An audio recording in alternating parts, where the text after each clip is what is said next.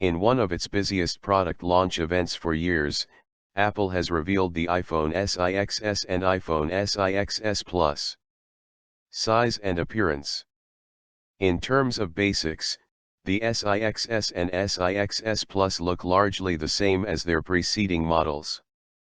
The two new handsets keep the sizing conventions laid down by last year's iPhone 6 and iPhone 6 Plus, dimensions of 4.7 inches and 5.5 inches diagonally, with a depth of 7.1 mm and 7.3 mm respectively.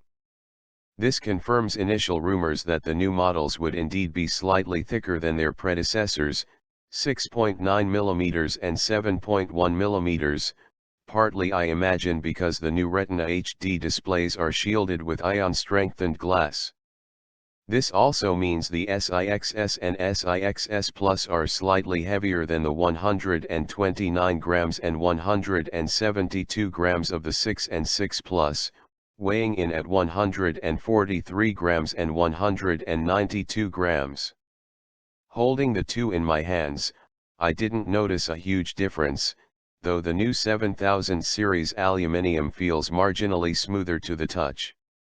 It's been designed to increase the phone's durability under pressure, making it significantly more resistant to the bending inflicted on a small number of models under last year's Bendgate debacle.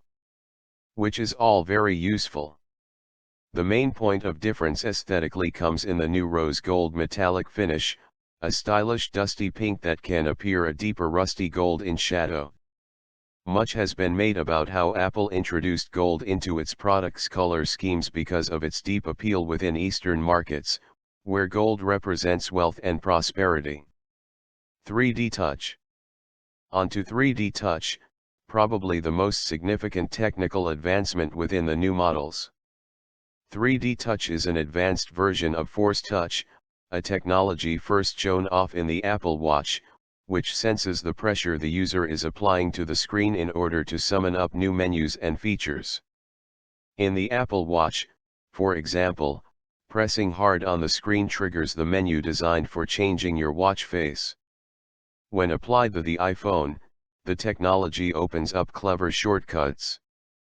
Pressing hard on the Maps app, for example, displays shortcuts including Mark My Location and Directions Home.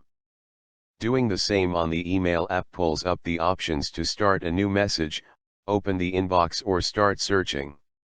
Hard pressing on an unread email within the inbox pulls up a quick view of its content, while leaving the message itself marked as unread. It's basically a clever way of allowing you to access the key parts of an app without having to open it up and carry out each step, a clever time saver which utilizes the large surface area of the phone's display without overly complicating the process. Better camera.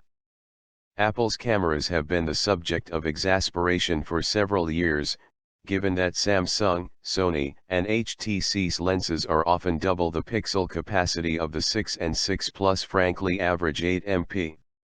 The upgrade to 12 MP is welcome, and whilst I didn't get the chance to take any photos, pictures displayed on the screen looked crisper and sharper than on previous models. Verdict. When turning over new Apple products in your hands for the first time, one thing that patently obvious is how much care and attention goes into designing them, and my brief time with the iPhone SIXS reinforced this.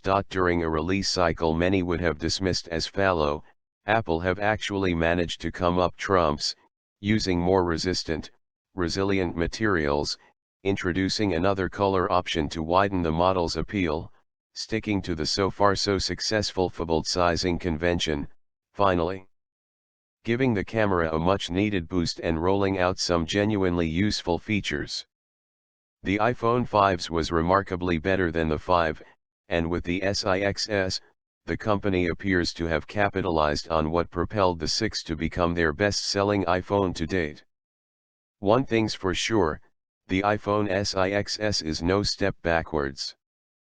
Features: 3D Touch, 64-bit A9 chip with M9, 2nd Gen Touch ID, 12 MP side camera and 4K video, 5 MP FaceTime HD with Retina flash. Price. SIXS, £539 for 16 GB model, £619 for 64 GB, £699 for 128 GB. SIXS Plus, £619 for 16 GB model, £699 for 64 GB, £789 for 128 GB.